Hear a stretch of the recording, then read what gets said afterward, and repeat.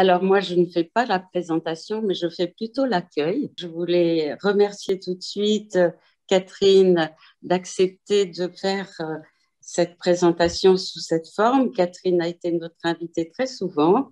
Elle connaît le salon. Mais bon, on fait maintenant avec les moyens du bord. Et Zoom nous a quand même permis depuis le début de l'année de continuer surtout à lire et à nous intéresser, comme on le fait depuis longtemps, aux livres de tous ces auteurs psychanalystes et écrivains. Alors, pour Catherine, j'avais envie de rappeler qu'elle a beaucoup écrit. Elle a écrit, je vous rappelle qu'elle a écrit il y a en 1979 déjà, Freud antipédagogue. Ensuite, elle a écrit quand même un livre à l'époque et c'est sur le transsexualisme. On en parle beaucoup aujourd'hui, Catherine, et vous y êtes intéressée bien avant. Vous avez aussi écrit Hors sexe. Ça, Alors, c'est pardon. suffisant. Hors sexe, c'est l'essai sur le transsexualisme. Ah, C'est c'est la même chose. celui-là, d'accord. Je ne savais pas Oui. si c'était deux livres différents. Vous aviez écrit aussi L'hystérie dans le siècle. Alors ça, je dirais que c'est un petit peu vos premiers livres. Et ensuite, il me semble que tous vos autres livres, je vais les rappeler d'ailleurs, La vie parfaite pour laquelle on vous avait invité en 2016, Aux solitudes en 2011, La vie parfaite en 2006 et Abîme ordinaire en 2001. Pour tous ces livres, nous vous avions reçus et je vous signale d'ailleurs que sur le site de Diplo Salon, vous avez pour tous ces livres, à l'époque, il n'y avait pas de vidéo, mais il y avait des textes sur les auteurs qu'on recevait. Donc il y a des textes, malheureusement, deux qui ont été écrits par des amis qui ne sont plus parmi nous. Mais c'est des textes que je vous conseille de relire parce qu'ils sont tous très intéressants et on retrouve le travail de Catherine Millot tout au long de ces livres. Alors, ce que je voulais dire quand même, c'est que ces livres ont été tous publiés dans l'infini chez Gallimard, ce qui donne au fond au livre de Catherine un statut un peu particulier, puisque quand même, l'infini, c'est du côté de la littérature. Alors, je me suis souvenue, il me semble, que Catherine avait précisé que, au fond, je crois que c'était en référence à Reich, que c'était des autobiographies psychanalytiques. Il me semble que c'est ce que vous nous aviez dit lors d'une de ces réunions. C'est vrai que vos livres sont un peu décalés par rapport aux publications que nous recevons des psychanalystes qui sont dans un cadre beaucoup plus connue chez d'autres types d'éditeurs. Donc, Catherine est un peu décalée, je dirais, par rapport à l'écriture de la psychanalyse dans cette forme qui est quand même très proche de la littérature. Alors, ce que j'aime beaucoup chez Catherine, c'est dans tous ses livres sa présence. C'est toujours autour d'expériences qu'elle a vécues, d'expériences euh, où elle a une façon extrêmement élégante et discrète de l'évoquer et pris dans la littérature, la philosophie et la psychanalyse. Voilà. Alors, je voulais vous dire également que Luminitsa Tigirlas, qui est donc à Montpellier et qui est psychanalyste et poète, on a fait déjà une lecture que vous pourrez trouver sûrement demain ou après-demain sur le site de DIP. Voilà, je vais maintenant très vite passer la parole à Joséphine Roch pour ce livre aujourd'hui de Catherine Millot que nous recevons, Un peu profond ruisseau. Je voulais dire à Catherine aussi qu'on a été extrêmement tous très touchés d'apprendre ce qu'on ne savait pas, que vous avez eu le Covid et qu'ensuite vous avez pu, comme vous savez le faire, de cette expérience, ce livre dont on va parler ce soir. Voilà, je vais passer la parole maintenant à Joséphine.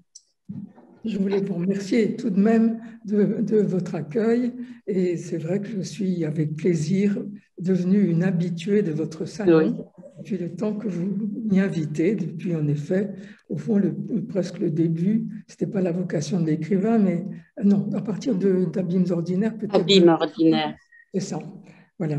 Et en effet, j'ai publié à partir de 91, j'ai publié tous mes livres dans la collection à l'infini chez Gallimard, collection de Philippe Solers, qui m'a accueilli, qui m'a donné abri, je peux dire, je pense appeler ça comme ça, sauf un que j'ai publié ailleurs, qui était un recueil d'articles qui s'intitule La logique et l'amour, que j'avais Oui, publié d'abord aux éditions Cécile Defaux, qui ont fait faillite, et ensuite récemment, enfin, il y a 1 an ou 2, je crois, enfin, aux éditions Léo Cher. mhm. Autrement, c'était tous les livres que j'ai publiés chez Gallimard, en somme, euh, tirent un même fil. Hein, il y a une unité. C'est un sens aussi que je sois resté fidèle à cette édition. C'est parce que ça a Oui, cohérence. oui. Merci beaucoup, Catherine. Joséphine, on va te passer la parole là. Bon. Ben, Catherine, d'abord, je suis très contente de vous retrouver. Je vous retrouve, nous nous sommes, la dernière fois, je vous avais reçu en tant que m'occupant de la librairie à l'EPSF et vous étiez Oui, venu oui, pour parler de la vie parfaite. oui. Voilà. Je tenais le rôle de Délia à l'époque, si je puis dire. Et ce n'était pas moi qui avais vraiment fait la présentation. J'avais fait une présentation assez brève pour donner une idée tout de même de ce qu'il y avait dans votre livre. Ce soir, il m'incombe le plaisir et la charge de parler de votre livre un peu plus précisément. Je dois vous dire que la tâche n'est pas facile. Elle n'a pas été facile. En dépit des apparences, votre livre n'est pas facile. De quoi parle-t-il, votre livre? Vous nous donnez une première indication, me semble-t-il, dans le titre même. Cette citation que vous mettez en suspens du dernier vers de Mallarmé, avec lequel il clôt le poème qu'il dédie à Verlaine, en son tombeau. Un peu profond ruisseau calomniait la mort. Que cette suspension, cette suppression prenne ici son sens, c'est à vous de nous le dire. Mais moi, j'y vois non pas une coquetterie d'auteur, mais plutôt une réserve, un refus, en quelque sorte, de calomnier la mort, peut-être. Mais ce n'est pas non plus un éloge, ni une célébration de la mort comme telle ou telle que chacun se la représente, que vous figureriez ainsi dans le titre. Non. Vous dites, d'ailleurs, que la mort n'a jamais tenu une grande place dans votre vie consciente, sauf dans votre prime jeunesse, où l'idée de la mort pouvait vous réveiller en sursaut. Pourtant, vous écrivez, elle occupe une large place, souvent à mon insu, dans ce que j'écris. C'est peu dire, en effet. Car s'il fallait extraire de cet ouvrage, et d'autres ouvrages précédents d'ailleurs, les signifiants majeurs, l'anéantissement viendrait peut-être en position de maître, suivi de l'abandon dans toute son équivoque, du plaisir ou de la détresse. Ici, dans l'anéantissement, va de pair avec le sublime. Sublime au sens philosophique que lui ont donné Edmund Burke puis Kant, ce sublime dont le romantisme a fait son miel en peinture comme en littérature. Et on ne peut pas, nous autres, ne pas penser à l'exclamation du levez-vous, l'appel du levez-vous vite, orage désiré qui devait emporter René vers les espaces d'une autre vie, de ce grand calbotin mélancolique de Chateaubriand. Il y aurait donc une vie autre sur l'autre rive du Styx. C'est son affaire. Plus sage, plus retenu, les deux philosophes conviennent qu'il vaut mieux, face au débordement de la nature, être à l'abri. Et même, on y gagne de goûter d'autant mieux les délices de la peur devant les emportements déchaînés. Kant, que vous citez, le dit avec une naïveté charmante. Je le cite, vous le citez, je le recite. Si nous nous trouvons en sécurité, le spectacle est d'autant plus attrayant qu'il est plus propre à susciter la peur. Voilà. Ce delight, cette horreur délicieuse, qui est la meilleure définition selon vous du sublime, et qui n'est pas sans évoquer la jouissance selon Lacan, a fait écho pour moi, je crois que votre livre m'y invitait, à quelques singularités de la terminologie médicale qui parle de douleur exquise ou de mains succulentes. Et pour vous, atteinte du coronavirus, ce fut l'époxy heureuse qui vous a conduite au plus près de l'anéantissement réel, que vous voyez venir avec sérénité, dites-vous, sinon délice. Et vous admirez, en quelque sorte, ce virus couronné, être improbable, qui vient à représenter pour vous l'indifférence muée en puissance, selon l'expression de Nietzsche, puissance de la nature. Mais pour vous, ce qui surgit au décours de votre livre, d'une puissance plus redoutable encore, c'est l'émergence d'une puissance plus redoutable encore, celle d'un autre destructeur. C'est la pierre angulaire de l'ouvrage, me semble-t-il, celle qui fait levier et pousse à faire savoir de l'insu. Ainsi, on passe de ce qui est extérieur au sujet à ce qu'il a de plus intime, de plus secret à lui-même. Et là, il n'y a pas d'abri possible. Pas de recours à la transcendance de la raison, pas de détachement contemplatif pour, au sein du chaos, découvrir une logique, une loi qui régit le maelstrom, comme il arrive de le faire au héros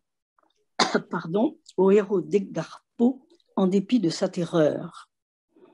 Mais que peut la raison?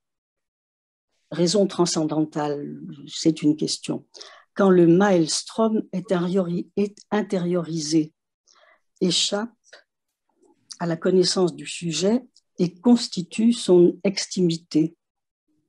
Vous dites, c'est la déréliction qui s'expérimente dans la faillite du recours à l'autre comme instance tutélaire.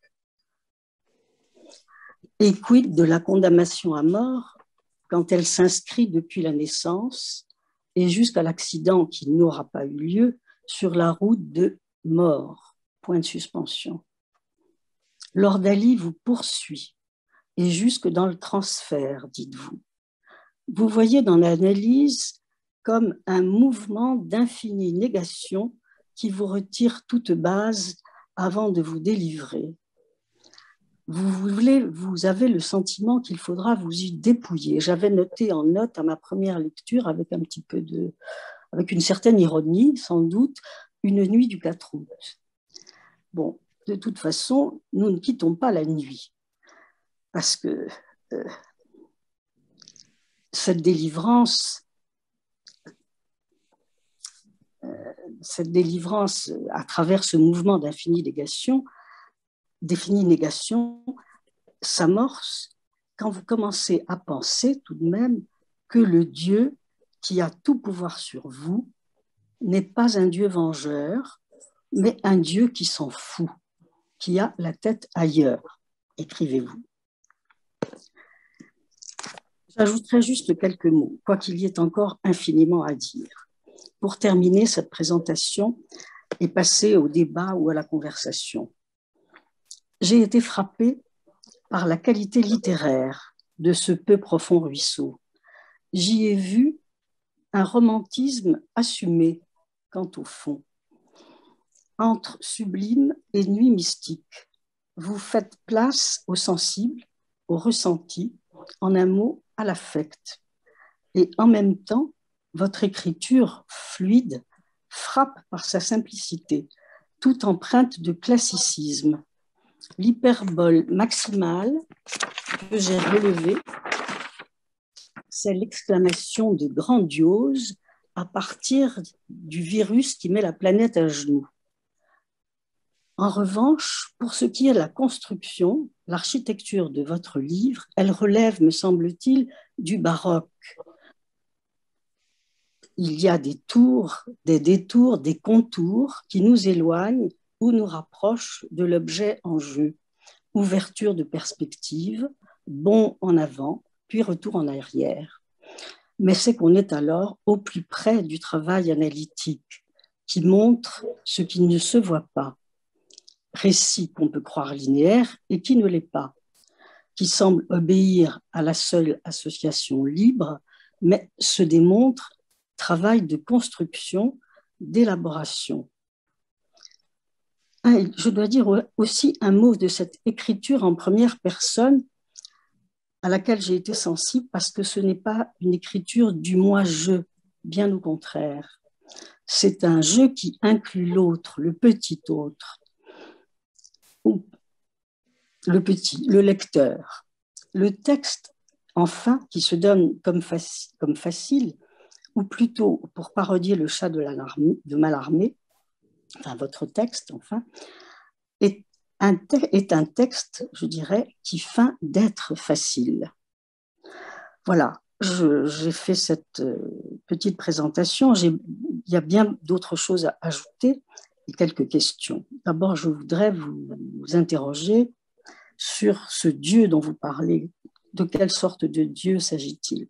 Est-ce ce Dieu que vous semblez, à un moment donné, vous semblez indexer Edgar Poe, en quelque sorte, le dieu de Spinoza, le Deus sive natura? Est-ce un Dieu, est-ce le Dieu des mystiques? Je n'ai pas ce sentiment-là. Et je me suis posé la question de votre amour pour les mystiques et votre accrochage à la nuit mystique, qui est quand même, pour le coup, le signifiant maître des mystiques. Enfin, je pense à Jean de la Croix, notamment, qui ne parle que de ça. Et au fond, je me demandais, est-ce que vous êtes une mystique laïque, si on peut dire ça comme ça? Voilà, j'avais d'autres idées. J'aurais voulu, bien évidemment, aussi, j'ai regretté de ne pas prendre le temps de le faire, m'arrêter aussi sur tous ces auteurs que vous citez, notamment ceux que j'affectionne, Beckett, par exemple, dont je pense que vous avez, enfin, j'ai cru comprendre que dans la fin de votre livre, ce qui est en italique, c'est une citation de Beckett extraite de Pas moi. Je l'ai déduit, vous ne le dites pas.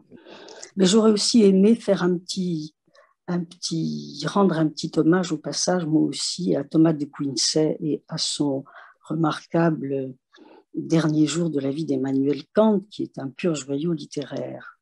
Bon, je crois qu'on pourra peut-être, certaines choses vont peut-être venir dans la discussion. Et voilà, je vous cède la parole. Je vous remercie beaucoup pour cette lecture fidèle et attentive, et éclairée aussi par la lecture que vous avez manifestement fait de certains autres de mes livres. Alors, je vais essayer de commencer par la fin, c'est-à-dire le mystique laïque. Oui, c'était peut-être un peu ça, mais mystique est, disons, un terme un peu que je trouve un peu trop marqué, peut-être. C'est en deçà de ça. Bon, je préfère le terme d'expérience intérieure, ou bien, après tout, pourquoi pas d'expérience spirituelle, plutôt que d'expérience mystique à proprement parler, parce que même si j'évoque un Dieu, c'est un Dieu qui est de l'ordre je dirais, du fantasme. C'est un Dieu, c'est pas un Dieu de la religion. Je veux dire, j'ai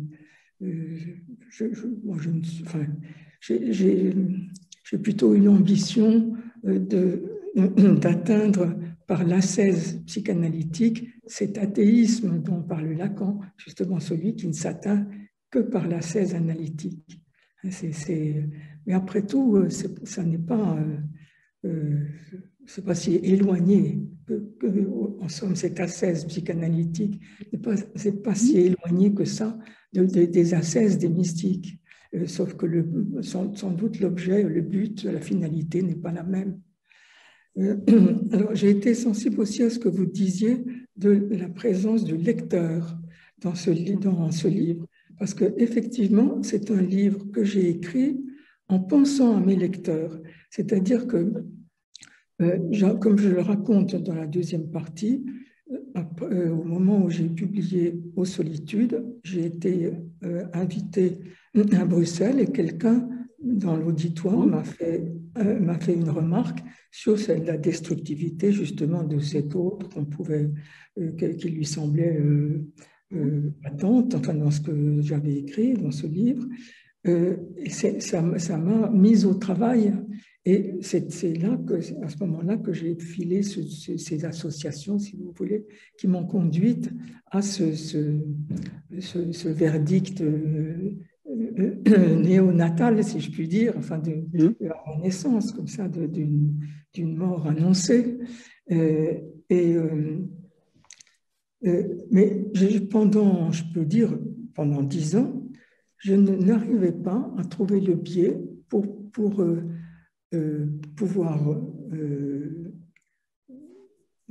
pour pouvoir le transmettre cette construction, cette analyse par écrit.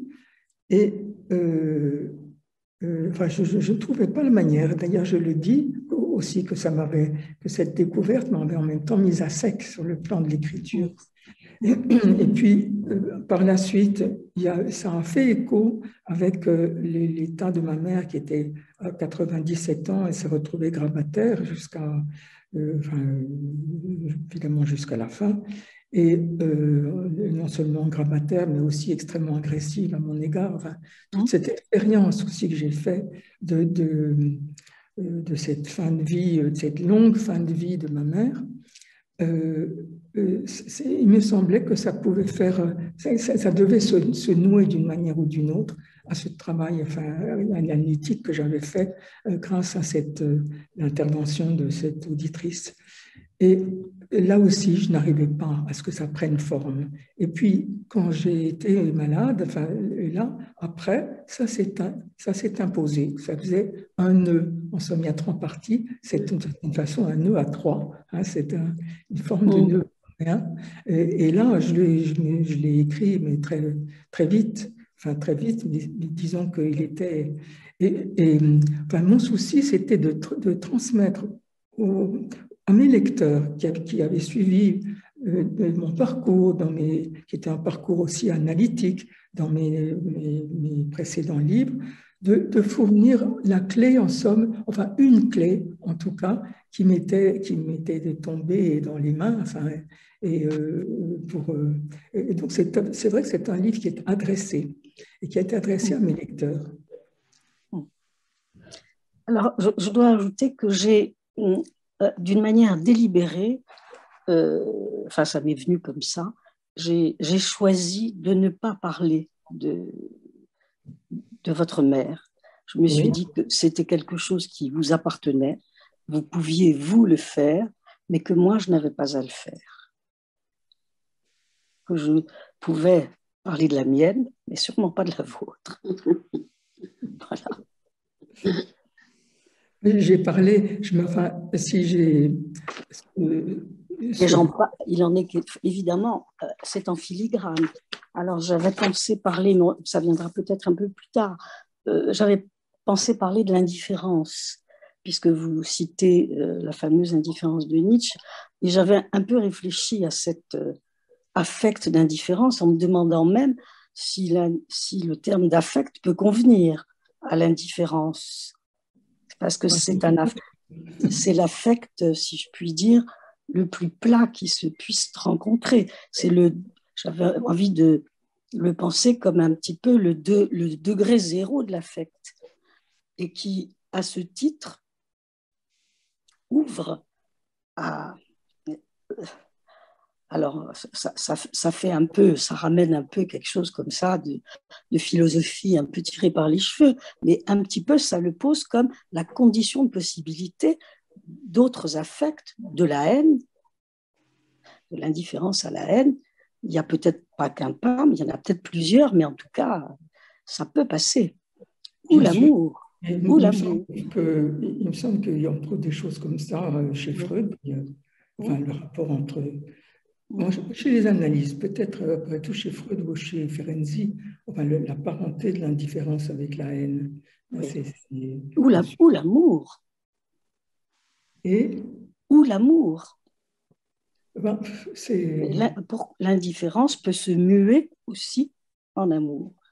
Il n'est pas rare que quelqu'un qui est indifférent, d'abord, devienne quelqu'un qui est aimé et qui devient important. Oui, bien sûr, oui.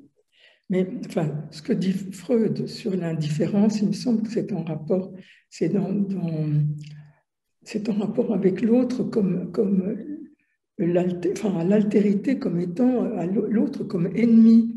Ennemi, oui. Le premier autre. C'est ça. Oui. Donc l'indifférence est un rapport, disons, à minima à cet ennemi qu'est l'autre. Oui, c'est ça. Oui, c'est aussi la position de la Rochefoucauld, je crois. Je ne sais plus dans comment, je ne retrouverai pas dans comment il le dit, mais il le dit aussi. Aimez-moi, dites du mal de moi, faites ce que vous voulez, mais enfin, pensez à moi, quoi. Alors, si j'ai parlé de ma mère, c'est aussi en pensant à mes lecteurs, mais alors là, peut-être de façon plus large, c'est-à-dire j'ai fait une expérience qui est commune aujourd'hui. Les personnes de ma génération ont affaire à des parents qui vivent ça a été la mienne.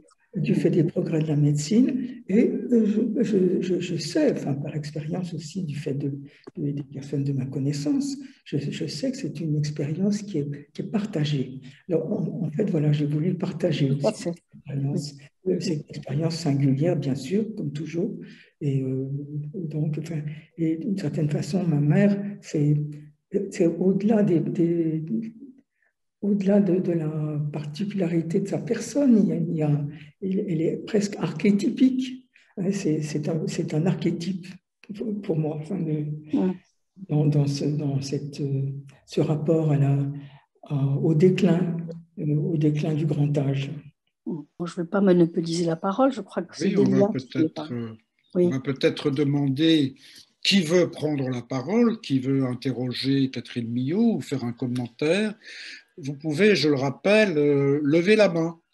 Lever la main avec la petite commande que vous avez en bas quelque part, ça me permet de vous voir, parce que sinon j'ai beaucoup de mal à vous repérer, vous êtes trop nombreux, mais si quelqu'un veut lever la main pour prendre la parole, oui, il y a une demande de prise de parole de la part d'Anouchka Dana. Donc Anouchka peut ouvrir son micro. Voilà.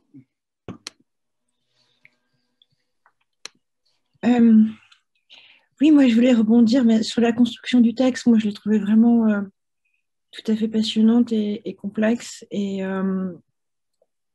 c'était juste par rapport à la question de la mère. En fait, moi c'est quelque chose qui m'a donné une clé personnellement. Vous disiez justement, il y a quelque chose d'archétypal et d'universel. Je trouve que vous dévoilez quelque chose de l'essence du rapport à la mère, qui est peut-être singulièrement le vôtre, mais qui peut dévoiler aussi ce que peut être ce rapport à la mère.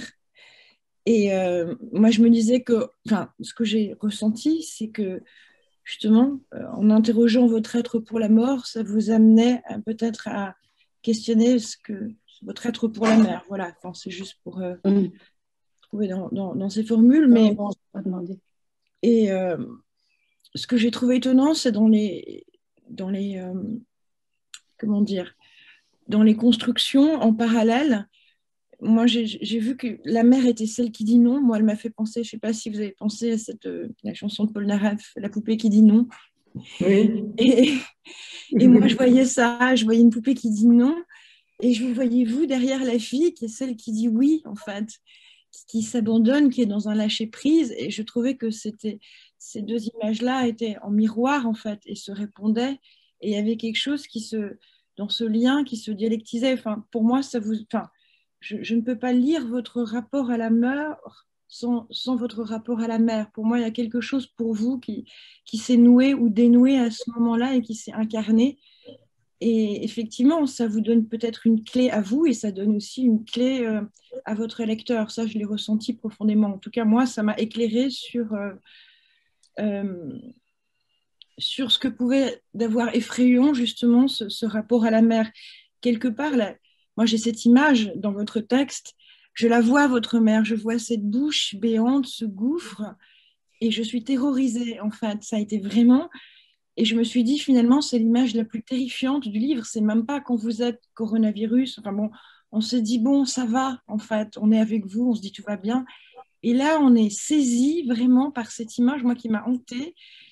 Et voilà, et je me suis dit, finalement, c'est une image de la mort, quelque part, cette mère avec cette bouche béante qui... Voilà. Et là aussi, vous la prenez. Enfin, vous êtes aussi dans comment dire...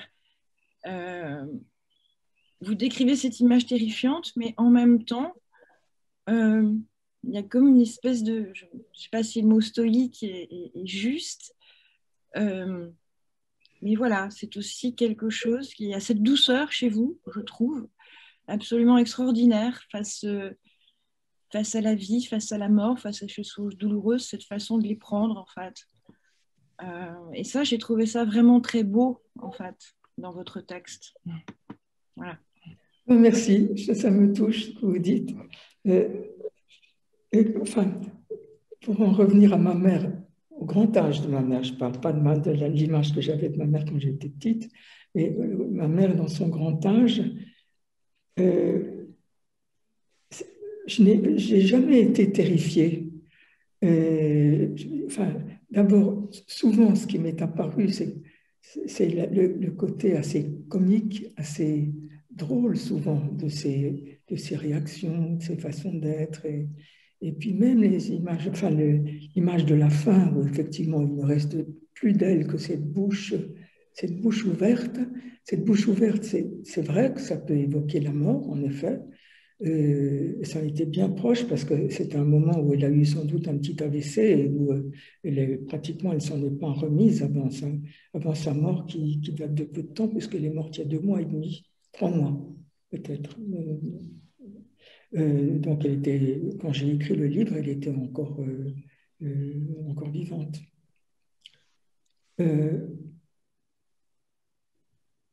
Oui, donc cette bouche ouverte, c'est aussi une bouche qui dit oui.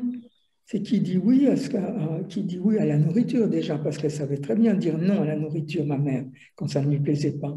Elle refusait, elle pouvait refuser de manger.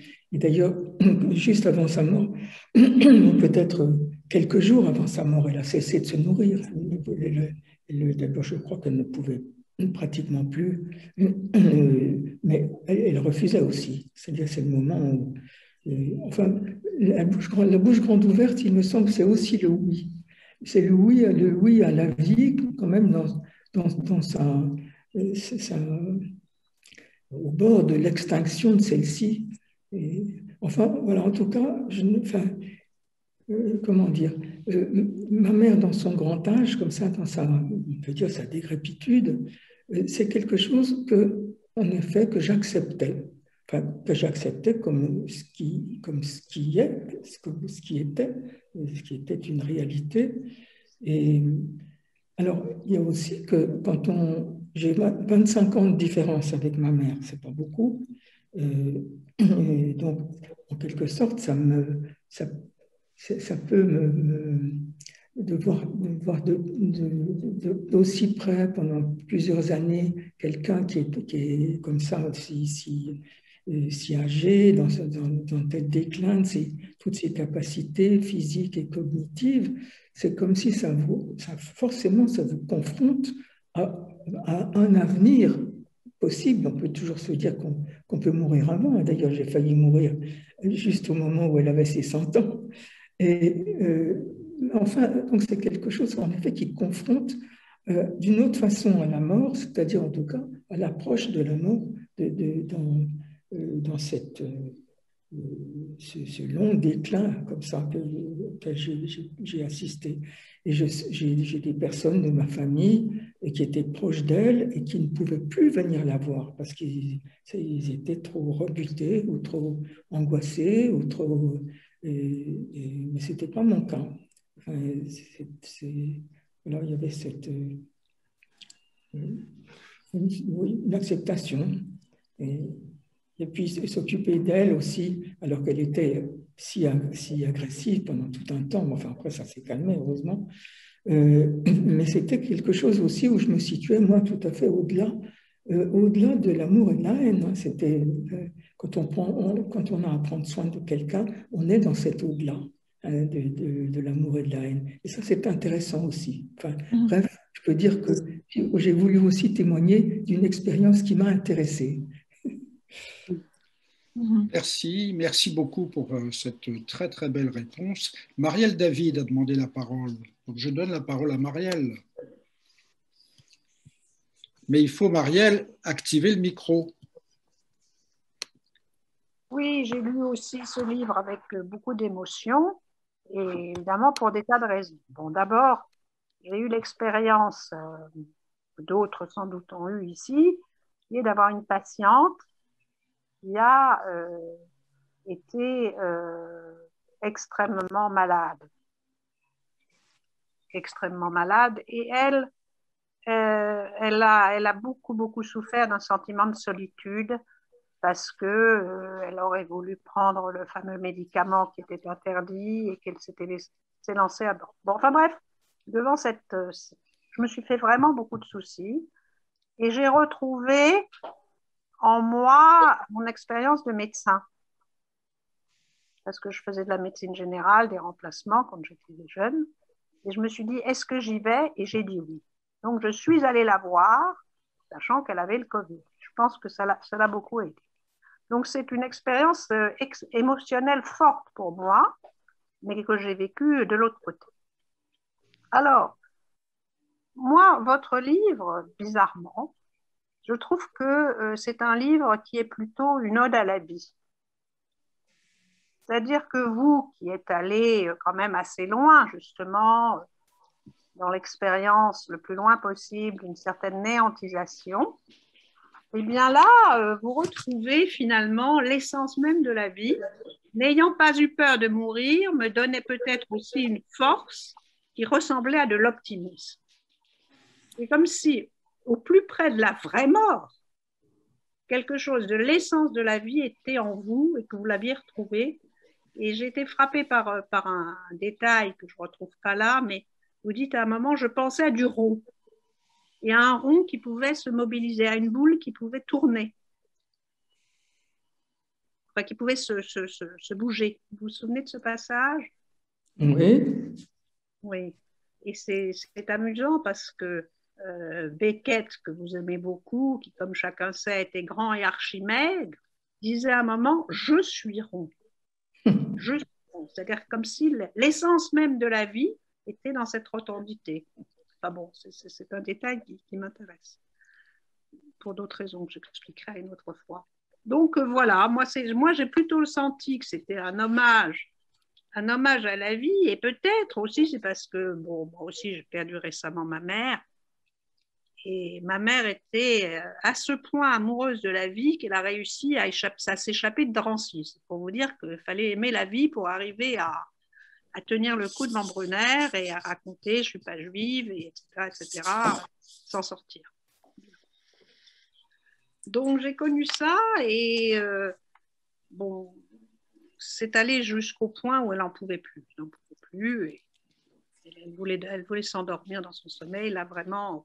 Mais la dernière chose que j'ai entendue finalement d'elle, j'étais la voir dans sa maison de retraite où elle est restée 6 mois, et elle était à table avec une de ses copines, enfin avec une de ses collègues, quoi, de maison de retraite. Ah, je lui dis, ça, ton tailleur bleu, il est vraiment joli. Alors elle se penche vers sa voisine, puis elle lui dit, vous savez, j'ai une chance énorme. Je n'ai pas grossi, je peux mettre tous mes tailleurs. Ce sera presque les dernières paroles que j'aurais entendues d'elle. Le narcissisme, ça vous tient. Voilà. Alors oui, je voudrais quand même l'ode à la vie. Alors, c'est vrai que dans cet état de maladie grave où j'étais, j'ai trouvé une énergie qui était de la vitalité, c'est sûr. Et je pense d'ailleurs que, en effet, le fait de ne pas d'avoir eu l'impression que je n'avais pas peur de mourir, je dis l'impression parce qu'il faut être prudent, hein, avoir eu l'impression de ne pas avoir peur de mourir, que du coup, ça m'a donné une force vitale et que ça m'a aidé à surmonter cette maladie. Ceci dit, une ode à la vie, moi, cette idée ne me ravit pas. Je ne me prosterne pas devant la vie. Voilà, je peux vous dire, une ode à la vie, non, c'est pas ça. C'est pour ça que c'est d'autant plus paradoxal. C'est que ce n'est pas votre tendance naturelle. Voilà, je ne me prosterne pas. Il a fallu là vraiment pour que quelque chose de vital vous apparaisse présent. Oui, mais j'étais en effet animé par une énergie qu'il faut bien appeler vitale, en effet, mais je ne me prosterne pas forcément pour autant. Oui, non, mais je ne vous confonds pas avec ma mère. Hein. Non, mais je ne suis pas en train de m'assimiler. Non, ça livre vraiment très, très beau. C'est vrai que dans la réduction de toutes les forces, ça je le percevais chez ma mère, il y a quelque chose de la vie à l'état pur et du vivant à l'état pur qui se manifeste, c'est-à-dire ah oui, ce qu'on peut sans doute. En tout cas, pulsion de vie, je préfère pulsion de vie à la rigueur qu'ode à la vie. Oui, voilà. Voilà. Oui, bien sûr. Oui. Je pense qu'effectivement, ode à la vie n'est pas un terme adéquat là. Enfin bon, et je vous rejoins, Catherine, quand vous dites il y a une opposition des forces là, effectivement. Il y a quelque chose de la vie qui est là, du vivant, peut-être faut-il dire, plus que de la vie. Et je pense à ce que m'avait dit une de nos collègues à propos de la mort de sa belle-mère qui est morte à 103 ans, qui était très catholique, qui ne voulait plus vivre et qui a vécu une agonie de 3 semaines parce qu'étant très catholique, elle ne pouvait pas se suicider et qu'elle était, m'a dit cette collègue, on avait l'impression qu'il y avait une lutte entre quelque chose dont on ne sait pas ce que c'est, et du côté du vivant, et le vouloir, le désir d'en finir de cette femme. Et de toute façon, il me semble que souvent les personnes très âgées, à un moment donné, elles en ont marre. C'est courant dans les EHPAD, ça aussi, parce que dans les EHPAD, on se laisse glisser assez facilement. Mais où les gens, à un moment donné, cessent de manger, simplement. C'est leur façon. C'était ce qui c'était arrivé à cette femme. Elle ne mangeait plus et elle a vécu 15 jours, 3 semaines. C'est ça, oui. Voilà, elle a tenu. C'est-à-dire qu'il y a quelque chose qui n'appartient pas au sujet, qui est ailleurs, voilà.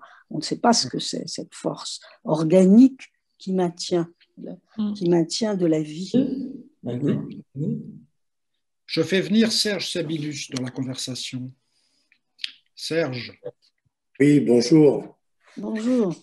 Catherine Billot, bonjour. Et je vous remercie infiniment pour votre livre qui m'a, comme mes camarades, m'a vraiment stupéfié. J'étais cet après-midi décidé à participer comme je le fais tous les soirs à la réunion EDIP. Et puis, je me suis dit que ça serait quand même pas une mauvaise idée que je jette un petit coup d'œil sur le livre.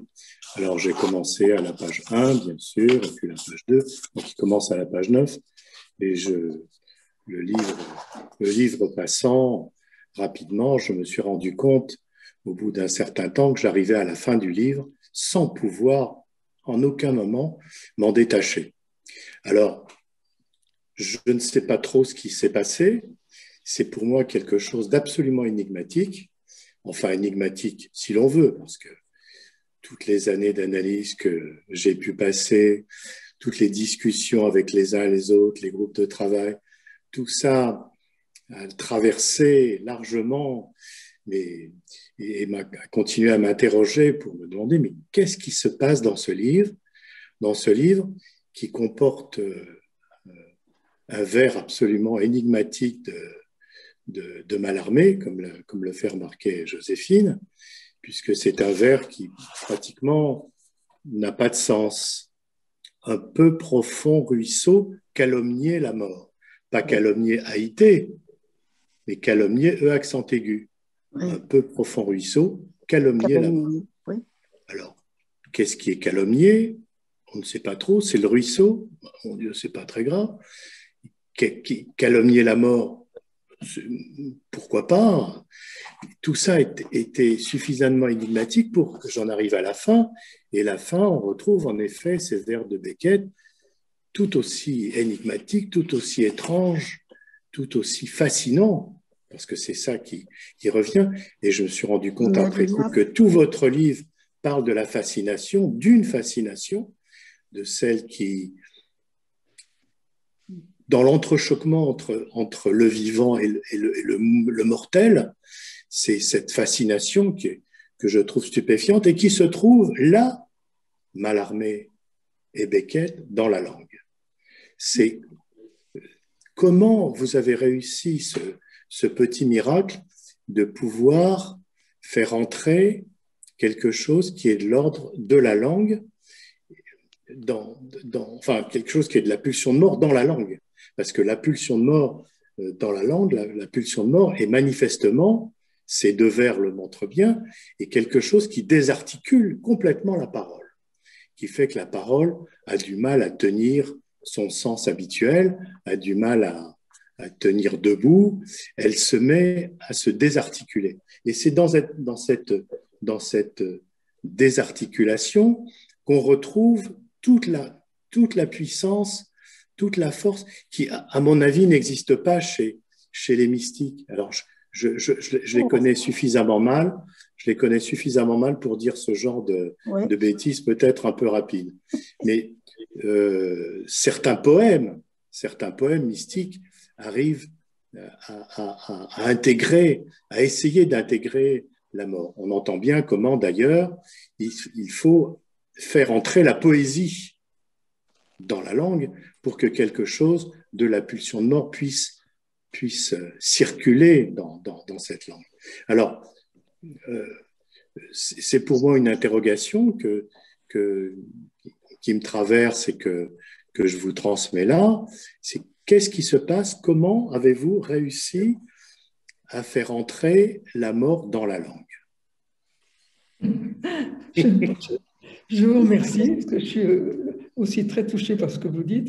Je ne pense pas pouvoir répondre à cette question. J'espère bien.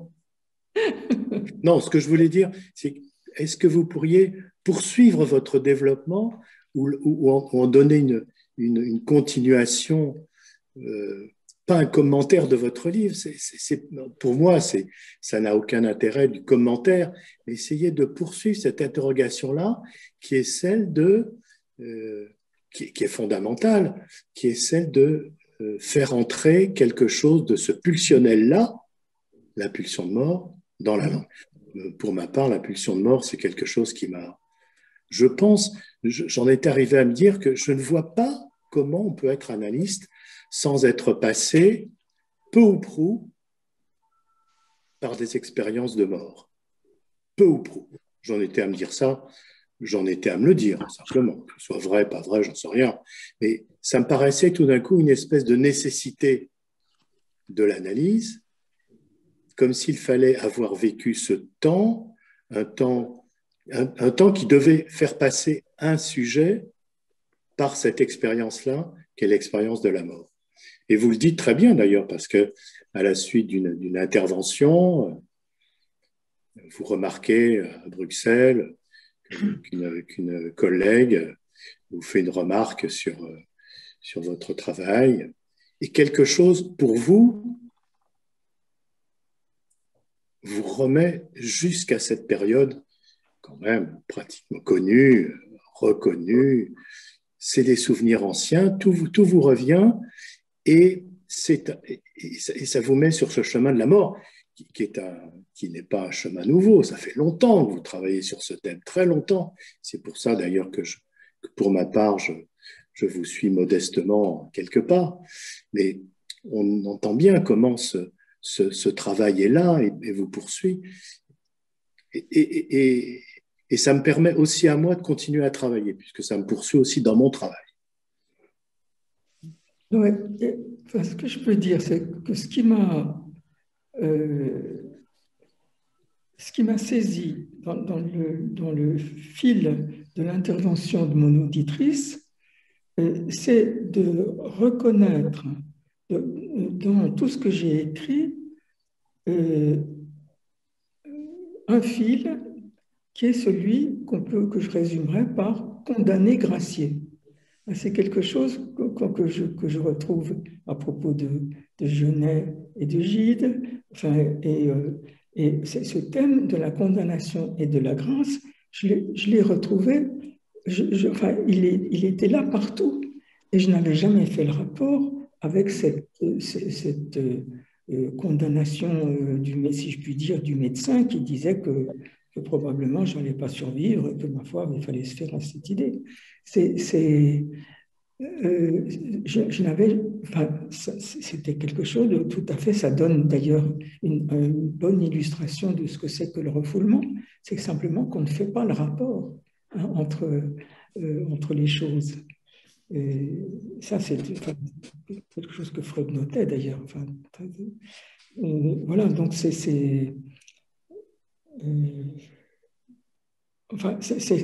été ça le travail tout à fait, enfin, ce qui m'a vraiment... là, c'est quelque chose où l'inconscient, c'est pas si fréquent après tout de toucher du doigt l'inconscient. Mais là, j'ai touché du doigt. Enfin, à quel point peut-être les 20 ou 30, plus que ça, les 30 ans de travail d'écriture étaient traversés par cette formule. Ce que je trouve très important, c'est dans tout ce chemin que vous décrivez bien dans votre livre, c'est la façon dont à chaque fois vous avez été amené à la littérature. La littérature, je pense, enfin j'espère en tout cas pour les analystes, n'est pas quelque chose d'indifférent, c'est même quelque chose, à mon sens, d'absolument fondamental. C'est un élément clé. Et c'est vrai que ça fait longtemps que je le pense, maintenant je peux le dire peut-être plus clairement, c'était pas aussi simple, aussi net, mais ça me paraît de plus en plus évident, c'est que la littérature, c'est ce qui permet une mise en forme de cette pénétration nécessaire de la pulsion de mort dans la langue. La façon dont la pulsion de mort traverse la langue, la pulsion de mort désarticule la parole, mais elle existe toujours dans la langue, elle est toujours là dans la langue. De la même façon que votre mère, à la fin, comme au début peut-être, ne faisait que de prononcer des mots imprononçables, que de dire des la, ne pouvant plus parler. Et il me semble que quelque chose de la littérature est la transformation de ces la en paroles, en redonner du sens à quelque chose qui, par le fait de la pulsion de mort dans la parole, risquait d'être incompris, inentendu, inentendable. Alors, tout à l'heure, je me disais, je reprends un peu, je trouve très intéressant ce que vous dites. Enfin, je reprends un petit peu avant, parce que je me disais, en vous écoutant, que les mystiques, ce qui, au fond, est leur limite, c'est qu'ils récupèrent tout. Oui, c'est ça. C'est qu'ils se trouvent refuge. Enfin, par exemple, Guyon, elle récupère tout, tout au centuple, si je puis dire, dans la vie parfaite. Et je pensais que par opposition justement au mystique, il y a quelqu'un comme Hegel qui, lui, était quelqu'un qui soutenait le négatif, qui le soutenait en face, enfin, qui soutenait la confrontation au négatif, et en particulier enfin, à la mort comme étant le négatif par excellence. Et voilà, je me disais ça. Enfin, c'est pour ça que bon, j'ai beaucoup après, enfin les mystiques ont beaucoup compté pour moi, mais j'ai trouvé leurs limites justement dans cette récupération, cette positivation forcée finalement. Et en somme, dans ce livre, j'ai essayé de tenir quelque chose d'une confrontation sans qu'il y ait justement ni d'ode à la vie, ni ni de récupération, de positivation, c'est-à-dire il n'y a pas de positivation dans ce que je pense, dans ce que j'ai écrit, il n'y en a pas. Il y a du positif, bien sûr, au sens où, bon, en effet, la pulsion de vie, elle est là. Mais quand je dis que la pulsion de vie est aussi énigmatique que la pulsion de mort, c'est pas pour me prosterner. Hein, c'est-à-dire, c'est aussi se dire, mais qu'est-ce que c'est que ce truc? Qu'est-ce qui vous tient là? Ouais. Franchement, c'est-à-dire, après tout, franchement, est-ce que ça vaut tant de peine? Enfin, je n'irai pas jusque-là, mais disons qu'il y a quand même... Oui, mais Hegel, il dit aussi que la mort amène à la liberté. La mort amène à la liberté. Oui, bien sûr. Au moins les deux. Et au fond, c'est quand même une expérience comme ça. Vous êtes plus libre après cette expérience qu'avant. La mort, ce n'est pas la mort qui mène à la liberté, c'est la confrontation à la mort. Oui, non, mais bien sûr, c'est de toute façon. S'il y a la liberté au bout, c'est que la mort, ce n'est pas le cadavre. De toute façon, on ne parle pas du cadavre. On parle de l'expérience de mort. C'est ce qui est. Après tout, c'est aussi quelque chose dont j'ai fait l'expérience, c'est-à-dire comme la mort, justement, il m'a semblé que je n'en avais pas peur, hein, je le dis prudemment. D'une certaine façon, ça rend plus libre. C'est-à-dire que c'est quelque chose, cette expérience qui reste. Il y a quelque chose qui reste. Bien, merci. Je vais donner la parole à Elisabeth Gontier.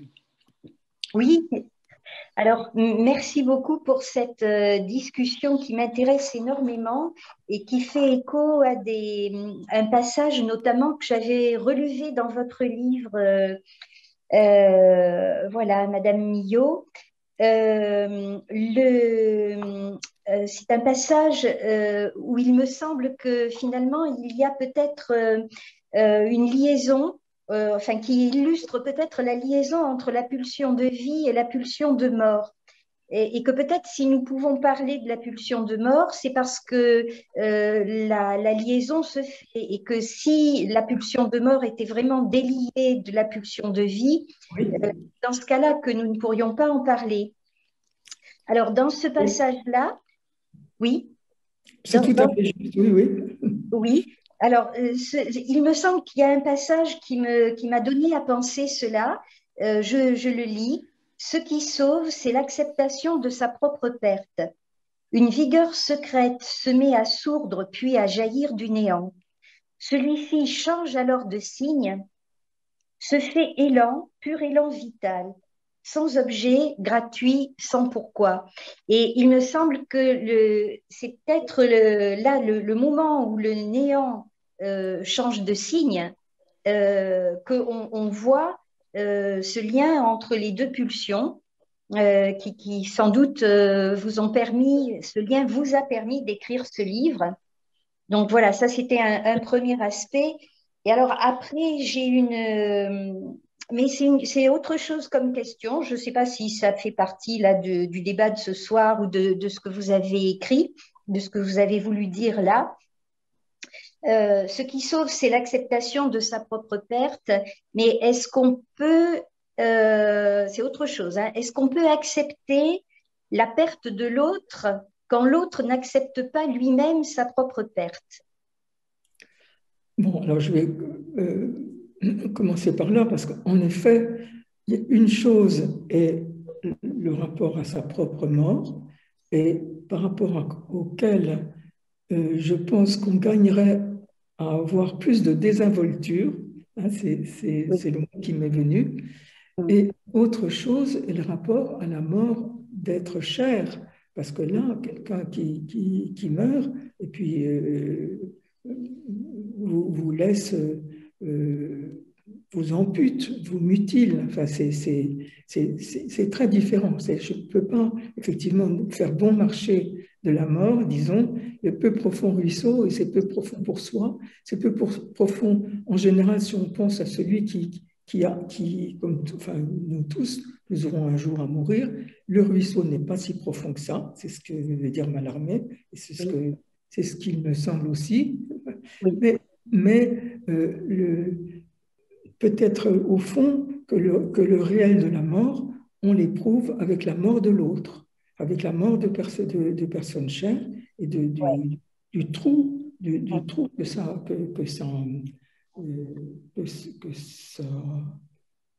creuse. Alors, je voudrais revenir à la citation que vous avez faite d'un passage de mon livre. En fait, il s'agit de Madame Guyon. Je résume là son parcours, et elle poursuit son ascèse mystique jusqu'à son terme, c'est-à-dire l'anéantissement, on pourrait dire total, et puis quelque chose rejaillit, et c'est à ce moment-là son entrée dans la vie parfaite. Mais c'est Guyon. Oui. Voilà, c'est une mystique. Une mystique que vous citez, oui. Avec cette façon de retrouver du positif. Oui. Mais enfin, je trouve que c'est pas positiver. Hein. C'est très différent de quand on dit il faut positiver. Non, c'est pas du tout ça. Mais qu'il y a quand même effectivement un mystère de ce côté un petit peu indissociable entre la vie et la mort. Que je trouve aussi, on pourrait retrouver peut-être dans la nature, lorsque vous parlez du côté destructeur de la nature, mais finalement, lorsque nous sommes détruits, nous retournons à la nature qui fait de la vie avec notre propre destruction. Et je trouvais aussi qu'il y avait comme ça un passage entre pulsion de vie et pulsion de mort, parce que j'ai fait un rapprochement. À un moment donné, vous citez Lacan, où vous dites que la beauté est le voile de la pulsion de mort. Et moi, j'avais entendu récemment que la beauté était le nom donné par les hommes à l'attirance sexuelle. Et donc là, à nouveau, on voit, enfin, autour du mot beauté, on peut la rattacher à la pulsion de mort ou à la pulsion de vie. Et aussi, la nature, son côté destructeur, est aussi ce qui entraîne la vie à renaître après. Alors, oui, tout à l'heure, ce que je pensais en vous écoutant, c'est Freud qui, en gros, dit, comme vous le dites, que la pulsion de mort prise seule, c'est le silence, et s'il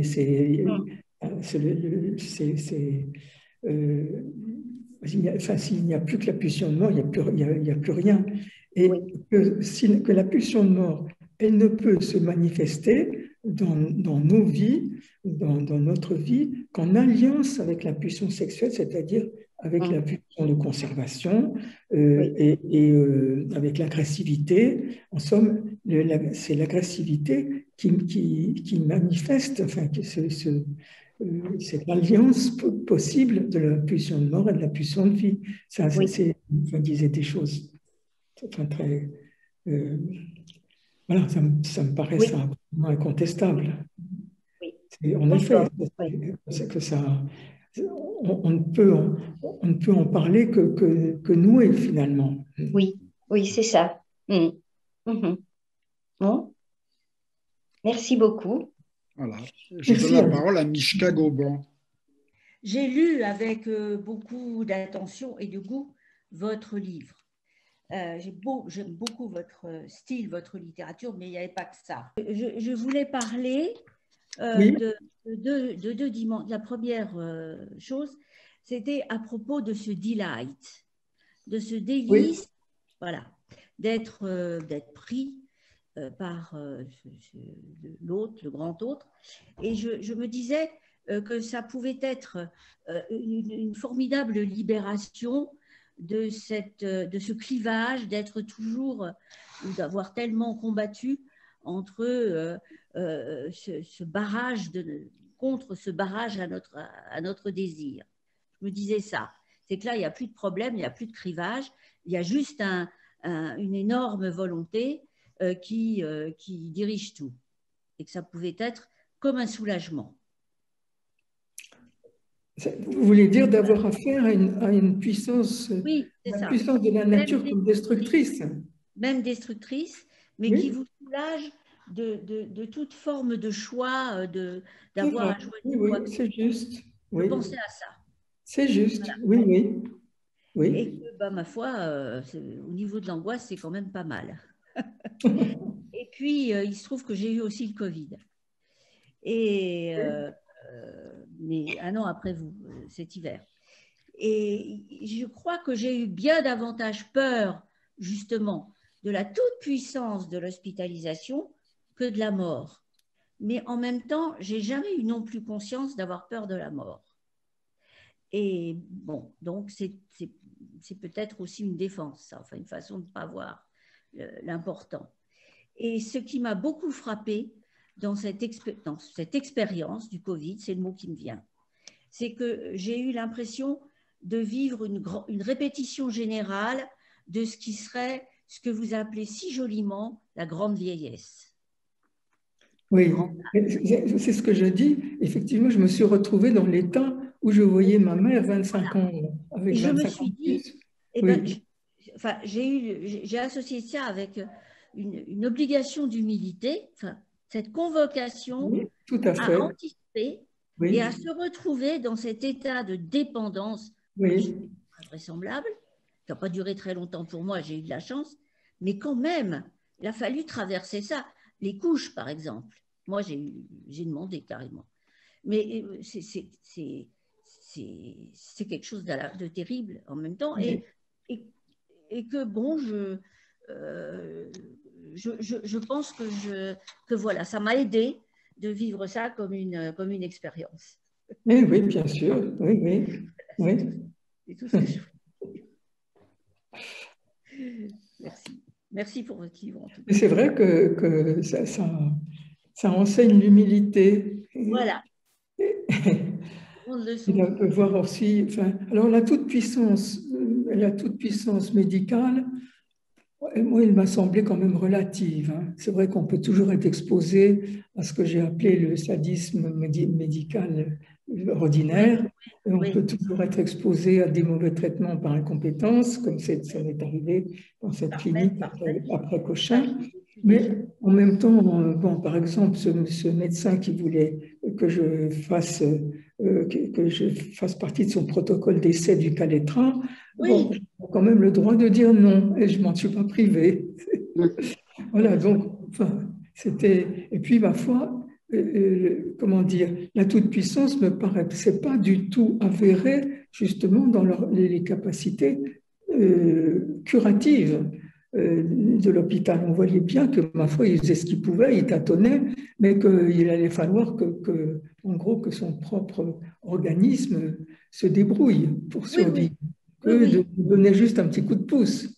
Oui. Voilà. Et d'ailleurs, ils étaient quand même démunis, justement, n'ayant pas de traitement. C'était très sensible, ça. Alors, ça relativise la toute-puissance. Oui, c'est vrai. C'est vrai. Merci. Le Mélissa ? Oui, merci. Bonsoir, Catherine Milieu. Ce soir, j'essaie de vous dire quelque chose, pas me taire comme il y a 25 ans. Et je vais partir d'un petit épisode que vous décrivez dans votre livre, celui de la maladie de la tuberculose en Hongrie. Vous aviez eu 8 ans et que votre mère invitait 2 petites filles pour jouer avec vous. C'est en lien avec ce que vous disiez de cette condamnation, obscure condamnation à mort. Et cet épisode que vous reprenez dans Un peu profond ruisseau, il fait lien avec votre livre précédent, Aux solitudes, où vous parlez un peu plus largement de cette façon de Budapest avait disparu. Hein, ce pays mythique, cette ville mythique disparaissait pas dans l'oubli, vous disiez. Il poursuivait à moi comme une existence intérieure qui, avec le temps, prenait un caractère mythique. Et aussi, votre retour, vous décrivez votre retour 20 ans après à Budapest et vous dites ce retour aussi, il appartient à un passé englouti. Et dans ce passage du livre Aux solitudes, puisqu'on a parlé beaucoup ce soir de pulsion de vie, pulsion de mort, vous rappelez la pulsion de cramponnement par le psychanalyste Imre Hermann. Et pour ma part, cela me disait quelque chose, la pulsion de cramponnement. Il me semble que dans ce livre un peu profond, Ruisseau, cette pulsion de cramponnement est très présente. Mais en tout cas, pour moi personnellement, cette histoire de Budapest me ramène à un entretien que vous avez, une interview que vous avez accordée après la publication de Aux solitudes. Vous avez dit à quelqu'un, je ne me souviens pas dans quel cadre a été cet entretien, mais vous avez répondu en disant que dorénavant, je n'écrirai plus de la même façon. J'irai en Hongrie, à Budapest, et je vais faire une recherche documentaire sur les traces de... Et je me souviens qu'en lisant ça, j'ai été très déçue. Je me disais que j'aimais vos livres tels que vous les écrivez, tels que j'ai pu les lire, tous ces livres, et que je n'avais pas du tout envie que vous changiez ça, que vous écriviez au lieu des choses mythiques et fantasmatiques et telles que vous les écrivez avec subtilité et délicatesse, que ça se transforme en quelque chose de recherche documentaire, documentée. Et je ne sais pas si vous avez fait ça, en tout cas je n'ai pas lu. J'espère que non, vous me direz ce soir. Écoutez, ça a été un projet qui n'a pas abouti. En fait, il prenait son départ, ce projet, des films de Béla Tarr, où j'avais été tout à fait, enfin j'étais tombée amoureuse des films de Béla Tarr. Et mon idée, c'était d'aller interviewer Béla Tarr sur le régime de János Kadar, sur ce qu'a été cette période comme ça, qui était à la fois une période qu'on peut dire encore, qui était post-stalinienne, mais en même temps encore très dure, et qui en même temps comportait une libéralisation du côté culturel et du côté artistique, et qui était très, très étonnant. À l'époque où j'y suis allée avec Lacan, par exemple, justement, je me suis aperçue que Lacan, il le lisait un peu, mais moins que par exemple, que Derrida, que Foucault, que Barthes, Solers, Kristeva. Il lisait ces auteurs. Kristeva, on peut comprendre. Bon. Et donc, j'avais envie, et puis alors Bellatar, je l'ai rencontré, il m'a envoyé sur les roses. Ça ne l'a pas intéressé de me répondre. Il m'a dit que de toute façon, tous les régimes politiques, c'était bullshit. C'est tout ce que j'en ai tiré. Et j'ai voulu interviewer un certain nombre de personnes qui pouvaient témoigner de ce qu'avait pu être la vie à cette époque-là, c'était les années 70, János Kadar. Et j'en ai finalement tiré trop peu de choses et j'ai renoncé. Mais ça m'a permis quand même d'aller à Budapest 3-4 fois et de rencontrer plein de gens quand même. Et je ne le regrette pas. Mais ça n'a pas donné lieu à un livre.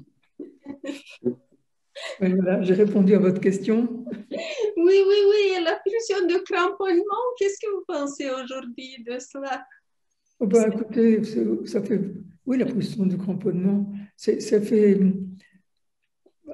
partie je dirais, du stade oral. D'ailleurs, on a fait des expériences avec les singes. Soit on leur donnait des sortes de faux seins biberons, soit on leur donnait de la fourrure. Donc voilà, eux d'habitude, ils avaient les deux. Et là, on avait essayé de disjoindre les choses. Je pense que ça fait partie du rapport au sein, le cramponnement. C'est la première chose qu'on empoigne et à laquelle on se cramponne. En tout cas, merci infiniment pour peu profond ruisseau que j'aime énormément, beaucoup plus que si j'aurais lu un livre sur l'Hongrie communiste, moi-même qui a grandi en Union soviétique et qui a vu de l'intérieur des choses. Oui. Bon, voilà. Merci. Voilà. Écoutez, on va peut-être ouvrir la parole à la salle parce que je n'ai plus de demande d'intervention dans le fil là. Monique. Si personne ne prend la parole, je vais la prendre très modestement. Je vais dire simplement combien ce livre m'a touchée en tant que lecteur, simple lecteur. Vous disiez que vouloir partager, je peux vous dire que j'ai pu partager, moi, en tous les cas, votre écriture, avec ce que j'ai pu vivre tous ces temps derniers, pas directement, mais à travers des proches.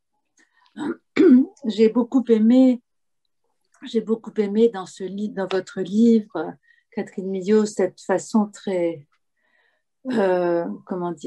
très, très naturelle, avec laquelle vous travaillez. Vous travaillez de façon analytique l'écriture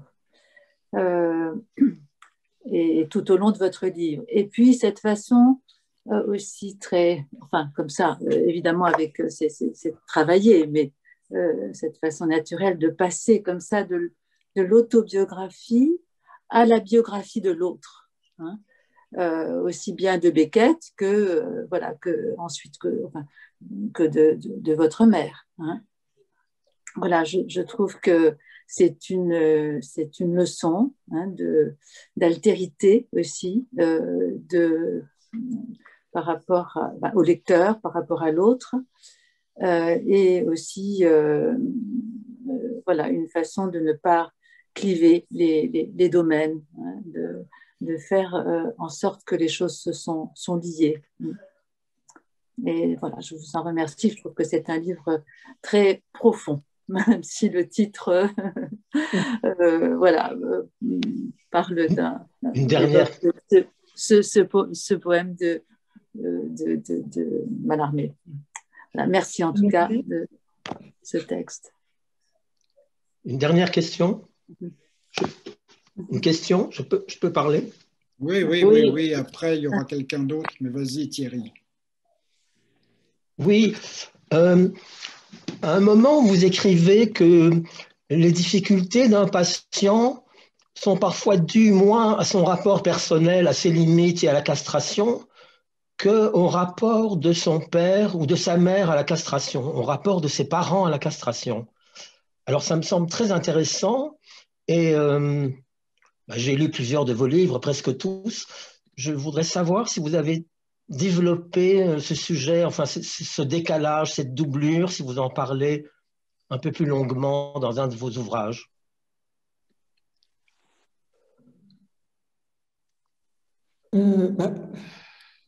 Dans celui-ci, quand j'évoque enfin, là non pas dans ma mère dans son grand âge, bien que ça c'était présent aussi, mais dans sa jeunesse, j'évoque le narcissisme de ma mère.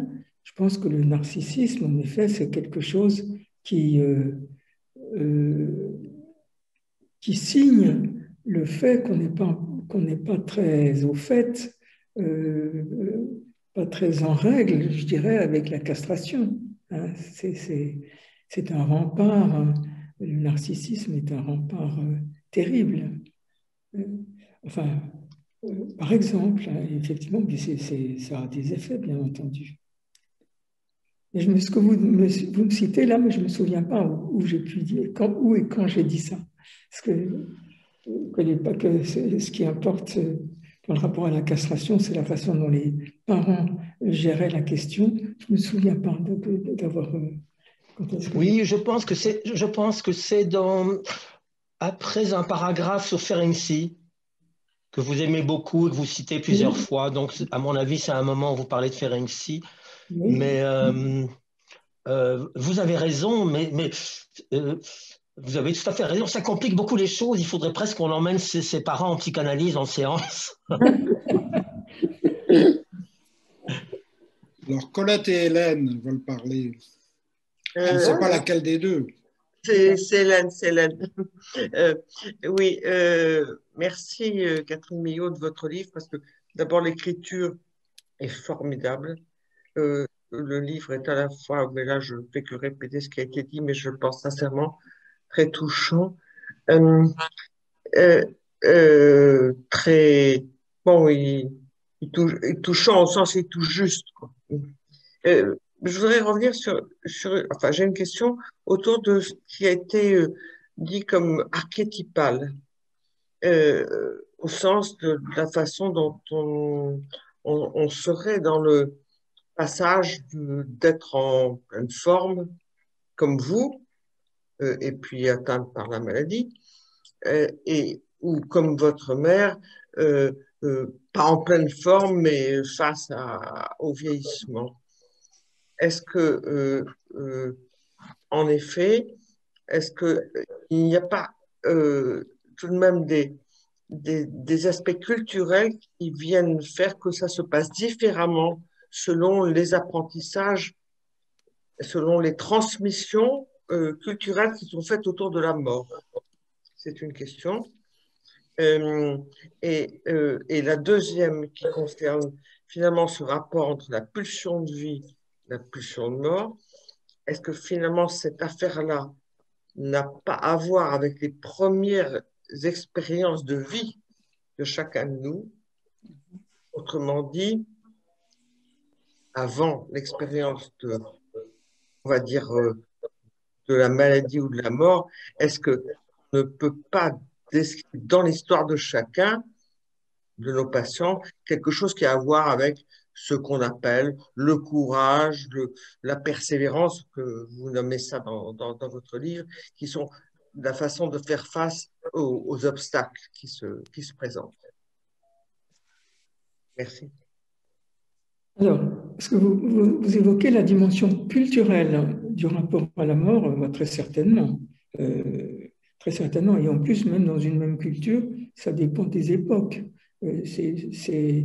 Il me semble que... enfin, peut-être que d'ailleurs ce virus aura remis un peu les pendules à l'heure à ce propos. Parce qu'il me semble que justement, culturellement, la mort avait une place, il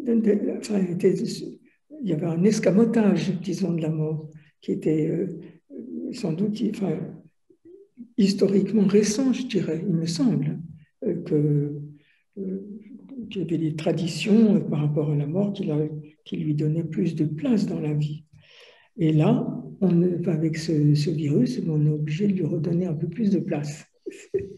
Et donc peut-être aussi de nous amener à plus de désinvolture, ce que je disais tout à l'heure, plus de désinvolture à l'égard de la mort, à l'égard en tout cas de la mort propre. Voilà, alors j'ai oublié votre seconde question. C'était autour de, finalement, de ce que j'appellerais moi la balance pulsion de mort, pulsion de vie. Oui. Est-ce qu'on ne peut pas, en effet, repérer cette tension très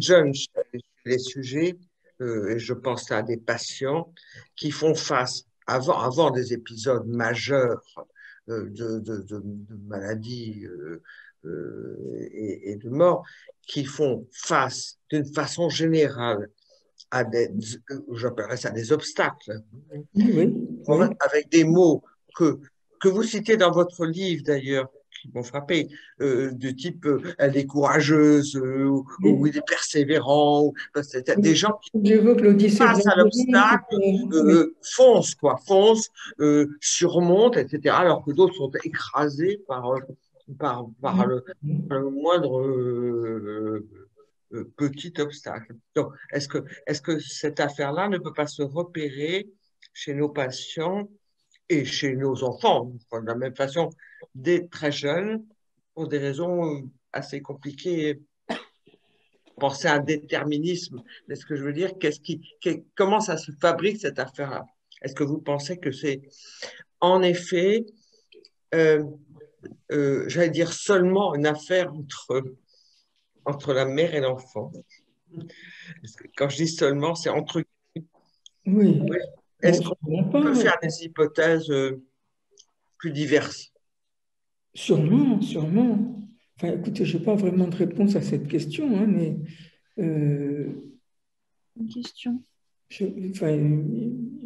Toutes sortes de facteurs peuvent entrer en jeu. En effet, Freud disait que l'amour d'une mère, ça donnait une assise et une assurance qui peuvent aider à avoir de l'énergie ou du courage face aux obstacles.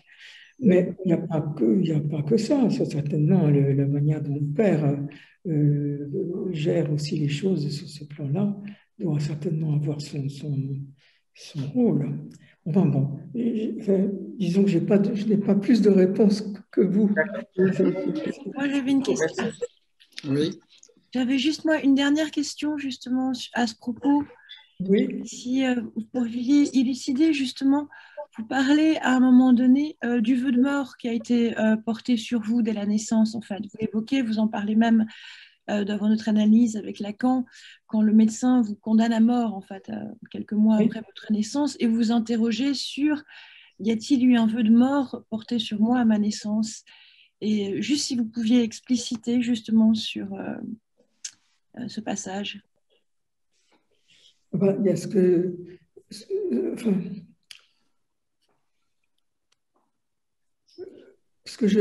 je dis dans mon livre, c'est que ce récit, justement, concernant ces paroles du médecin qui disait qu'il fallait envisager que je puisse mourir, que c'était comme ça avec un premier enfant, ça arrivait souvent, tout ça, c'était ma mère qui le racontait ça. Mon père, jamais. Ouais. C'était elle qui en parlait.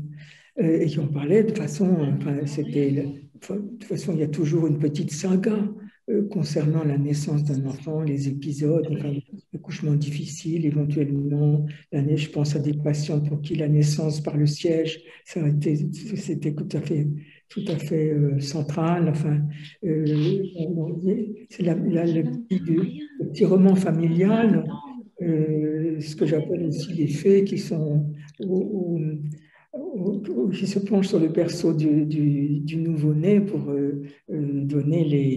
jeter les bons et les mauvais sorts. Hein, alors, bon, comment dire, à la fois, ce que je retiens là, de mon analyse avec Lacan, c'est que Lacan, quand je dis après tout, mes parents, je disais mes parents et pas ma mère. Mes parents, ils ont peut-être voulu ma mort à ce moment-là. Donc, Lacan l'avait souligné, il avait acquiescé, on va dire, c'est le mot qui convient. Mais après, bon, moi j'avais laissé ça de côté, et lui aussi, jamais ça, il n'y a pas eu de... Et je l'évoque aussi le fait que, concernant le vœu de mort, c'est mes vœux de mort à moi, petite fille, à l'égard de ma mère, qu'il avait souligné à tel ou tel moment. Hein? Donc, voilà, il y a un indécidable vœu de mort. Enfin, il est toujours présent, probablement, de la part des parents à l'égard des enfants et de la part des enfants à l'égard des parents. Enfin, tout dépend de ce qu'on tisse avec. Vous en avez fait quelque chose. Ça peut-être, si c'était là, c'est que ça vous a... Alors, c'est ça aussi qui m'étonne aujourd'hui. Mais pourquoi est-ce que je me suis accrochée à ça? Bien. Peut-être que Delia veut dire quelque chose là. Je pense que nous arrivons peut-être à la fin de la réunion. Je ne vois plus de demande d'intervention. Tu es sûre qu'il n'y a personne encore Ah, Joséphine aussi souhaite parler. Oui, alors, continuons. Alors, Joséphine. Oui, non, c'est pas une question, c'est un prolongement et un peu une diversion, mais qui reste dans le sujet à propos de l'intrication de la pulsion de vie, de la pulsion de mort, pour le dire comme ça, que vous avez appelé tout à l'heure, Catherine, la pulsion de, comment vous avez dit, d'accrochage, de préhension, je ne sais plus le terme, de pharyngsie. Imre Hermann. Hein? Imre Hermann, c'est un psychanalyste hongrois. Ah, c'est Imre Hermann, oui. Qui a inventé cette histoire de pulsion de cramponnement. Cramponnement. Voilà. Je voulais juste, la lecture de votre livre m'a fait rechercher dans ma bibliothèque un livre qui a accompagné, enfin, Beckett a accompagné, je dirais, la fin de mon analyse. Pratiquement, j'ai tout lu. Et j'ai calé quand même devant un livre qui m'a d'abord fait, si je puis dire, mourir de rire, qui était Malone meurt. Et je n'ai pas retrouvé ce livre dans ma bibliothèque, je l'ai cherché tous ces jours-ci, impossible. Et finalement, j'ai retrouvé, je me souvenais de la première phrase, et je l'ai retrouvé in extenso sur Wikipédia, puisqu'on trouve tout sur Wikipédia. Et comme intrication de la pulsion de vie et la pulsion de mort, je trouve que c'est absolument remarquable. Et je me proposais juste de vous en lire quelques passages. Oui. Voilà. Oui. Donc c'est Malone qui parle. Je serai quand même bientôt tout à fait mort, enfin. Peut-être le mois prochain. Ce serait alors le mois d'avril ou de mai, car l'année est peu avancée. 1000 petits indices me le disent. Il se peut que je me trompe et que je dépasse la Saint-Jean et même le 14 juillet, fête de la liberté. Que dis-je? Je suis capable d'aller jusqu'à la transfiguration, telle que je me connais, ou l'Assomption. Mais je ne crois pas. Je ne crois pas me tromper en disant que ces réjouissances auront lieu sans moi cette année. J'ai ce sentiment. Je l'ai depuis quelques jours et je lui fais confiance. Mais en quoi diffère-t-il de ceux qui m'abusent depuis que j'existe? Non, c'est là un genre de question qui ne prend plus avec moi. Je n'ai plus besoin de pittoresque. Je mourrais aujourd'hui même si je voulais, rien qu'en poussant un peu, si je pouvais vouloir, si je pouvais pousser. Mais autant me laisser mourir sans brusquer les choses. Oh, merci. Je trouve que c'est absolument remarquable et ça ramasse vraiment toute cette problématique de l'intrication des pulsions de vie et de mort. Là, c'est une écriture de la pulsion de mort. Et c'est une écriture de la pulsion de mort qui peut pas, qui ne peut pas se faire sans la pulsion de vie. Voilà. Oui. Ne peut pas se faire sans la pulsion de vie, exactement. Eh bien, merci. Ce qui est frappant, ce qui est très frappant, c'est que une fois de plus, ce sont des littéraires qui sont capables, comme on dit, littéraires au sens banal du terme, qui sont capables de telles formules aussi percutantes, aussi profondes, aussi intenses, mais je pense qu'elles sont au moins aussi importantes que le vers de Mallarmé, un peu profond, ruisseau, calomnier la mort. Calomnier, c'est tout aussi magnifique, mais c'est vrai que ce que tu nous proposes, par Malone, que je connais aussi très bien, c'est magnifique, absolument super. Mais je ne vois pas comment on peut, autrement que par cet art de faire entrer la pulsion de mort dans la parole, c'est-à-dire, en l'occurrence, dans la littérature, comment on peut autrement pouvoir laisser entendre parler la mort. En tout cas, pour ma part, je remercie beaucoup Catherine Millot pour son livre qui est absolument magnifique, magnifique, et va tout à fait dans le sens qu'on vient de signaler là, jusqu'à maintenant. Merci. Alors, je voudrais ne pas, que les choses ne se terminent pas avant que j'ai rappelé que Lacan disait « la mort, c'est du chiquet ».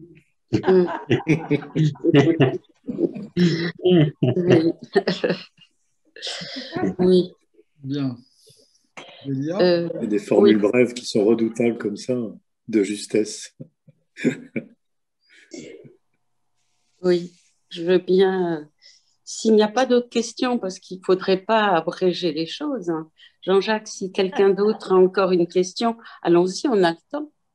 On n'est pas pressé. Non, mais je ne vois pas de demande. Je ne vois pas de demande. D'accord.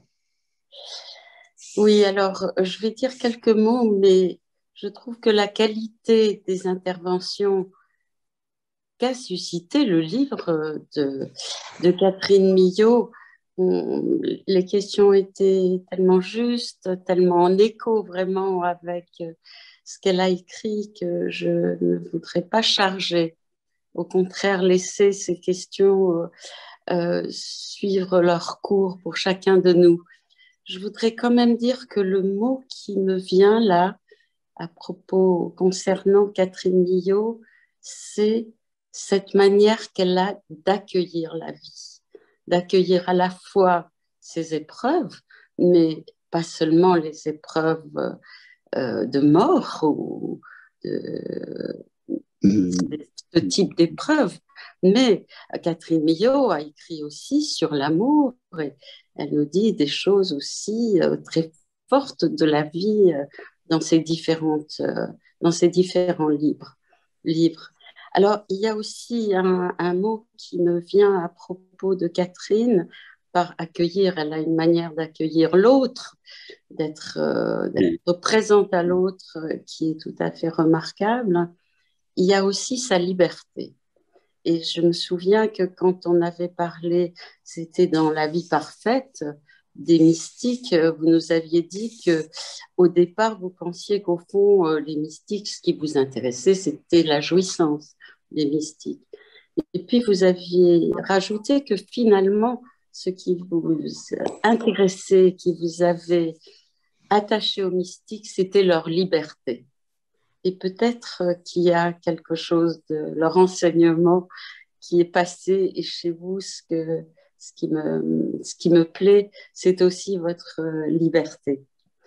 Je voudrais aussi dire qu'on s'intéresse à l'écriture de la psychanalyse. Ça fait des années qu'on lit des livres de psychanalyse. Au fond, rares sont ceux dans lesquels il y a une écriture telle qui sait à la fois nouer la psychanalyse, mais avec la littérature et la philosophie. Et ça, c'est aussi la grâce des livres de Catherine Millot, c'est de savoir faire ça.